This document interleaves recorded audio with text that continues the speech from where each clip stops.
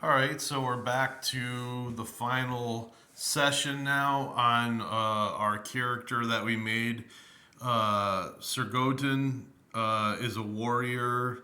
He's a good guy. He's chaotic good with his own set of morals and values, and he's an Iridian guy from the Great Kingdom, but doesn't really believe in most of what's going on there. He's seen the plight of the people, but realizes that there's really nothing that he can do. He's not even willing to start an underground type of movement, so he's actually going to be leaving the country. Let's see. He's male, 5'6", 162 pounds, age 19, hair's brown, eyes hazel. He worships Haronius. I've got his armor class here. We've got the weapons, the armor and the shield that he's got.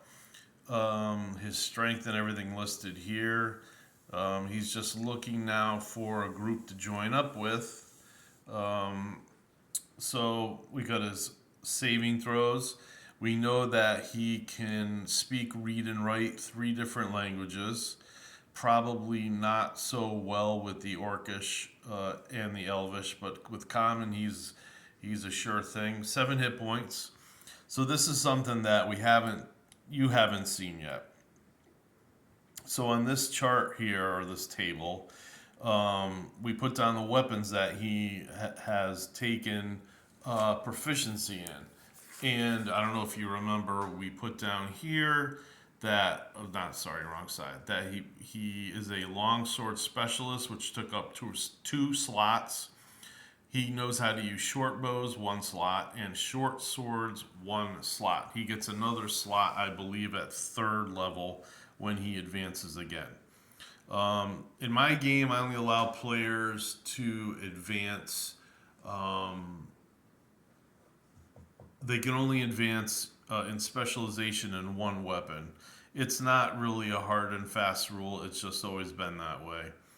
So, okay, he's a specialist with longswords, and look what he can do 3-2 attacks. So, he gets an extra attack every other round. He's got +4 to hit. 3 of that is because of his massive strength. Remember, we rolled 1800 strength for this guy. I mean, something still might kill him on his first or second adventure. We won't know until we play him. But he's got a bonus of +4 to hit, which is insane at first level, especially without a magic weapon.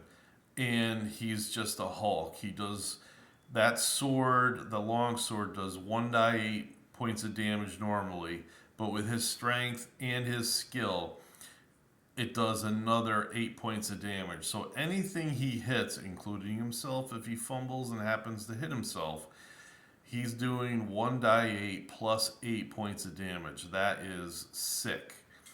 And against large creatures, he's doing 1d12 plus 6 plus 2.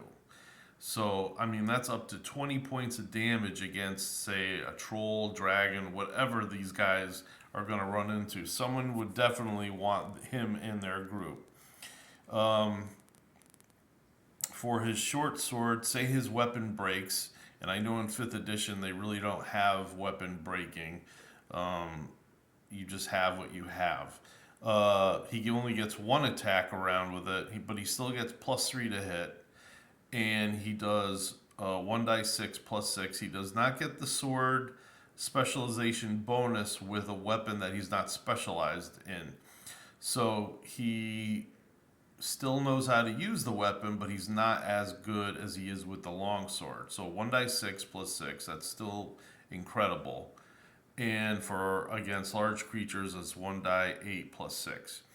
For bows, he gets 2 attacks because he's got very good dexterity. We rolled a 16 for that. He's +1 to hit, and he gets 2 attacks per round because that's what that weapon allows. And he just does 1d6. You do not get to use any of your strength or any other ability, whatever, to add to the damage of that weapon. If it was a composite bow, he would. but not for normal bows. So moving down here, this is actually the thieving sheet, a part of the character sheet. We will not use that for him. This is all his movement, 6, 12, 18. In combat, he can move 3 in attack, or he can move up to his 6 full movement. If he jogs, he cannot attack, but he can move 12 and he can run at 18 to get out of a hairy situation. Uh, Charging, he can move and attack 9. That's a whole thing there I'm not going to discuss right now. He's got some money left over. There's really nothing here on this part of the sheet. And we've got his proficiencies. He's got blind fighting, survival, steps, just long areas or long open areas of grassland, knowing how to survive that, looking for water, maybe things hiding in the grass to eat. Not very appetizing, but there you go. Animal training, he's got a dog, and we've already know that he's got a dog named Monty, who is just a big brute of a dog. And he's going to do 2 die 4 points of damage. So attacking alongside of him, the dog is going to be okay. Again, we took long sword specialization, short bows, and short swords. These are the slots they took up. Those are the slots that his abilities, non-weapon abilities, took up. Blind fighting doesn't really use anything.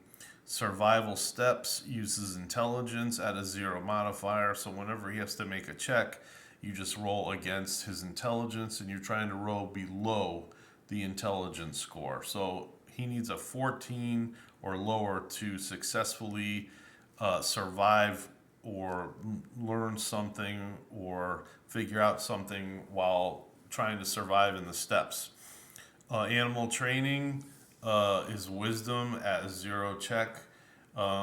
He's got a poor wisdom, but you give the guy maybe about a month and he can teach the dog one other trick or one other task during that time, which is probable. Here's another thing I decided to fill out. So this is all his part of the character sheet where he keeps his gear. I allow players to write some things on other pieces of paper, but I don't really recommend that because players will oftentimes, I don't consider it cheating, but they're going to write down, you and I both know, they're going to write down that they're carrying more than they really can. I try to tell them to keep most of it on their character sheet. So here we go. On the head, nothing. On the body, scale mail, shield, they automatically get a normal set of clothing at start, just like a normal NPC or any other player would. He carries his bow around his shoulder and his holy symbol around his neck. He doesn't have gloves. On feet, he's got boots, which are high and hard. He's got about 10 days, maybe a little bit more, of dog food and water. Usually they'll put maybe flasks or something like that there. Some players get a little giddy for oil and things that can ignite. Let's see, backpack, rations and skin with water, iron spike, hammer, and the rest of his coins, which really only total about 25, which he just shoved them in there. His shield, he normally keeps, either on him or it's behind his backpack when he straps it onto his back. He's got his long and short sword, which are in scabbards around his waist, either attached to a belt or around the armor. He's got sacks that are either folded up or currently inside another sack. So he's got these sacks, which are probably in sack number 1. If he ever finds gold, he's going to have to tie it tie him around his belt. If somebody is fortunate enough to either come up with rope or whatever, you can do numerous things with these sacks. But otherwise, we put the 14 days of food and water here. Again, I've got flasks of whatever. Some people buy potions or whatever, or find them. The only thing I have loose right now on him is that quiver of arrows, which is probably uncomfortably alongside his backpack, and it has 20 arrows. I've got an ammunition field here, and as the player goes along, I just tell them to either exit or pencil it in and just cross it out later. Sometimes they'll just use that on a sheet of paper right next to their hit points.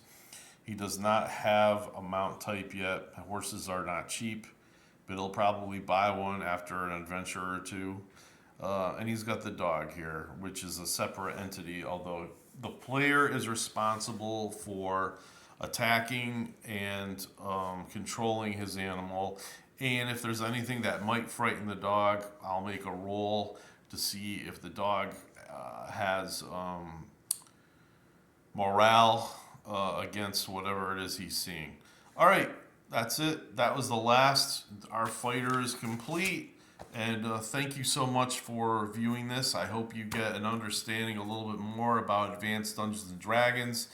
It's not painful. It's not easy, but it's not painful. Eventually, maybe I'll use this guy in some other example or whatever. Like maybe I'll do an example of combat, something like that.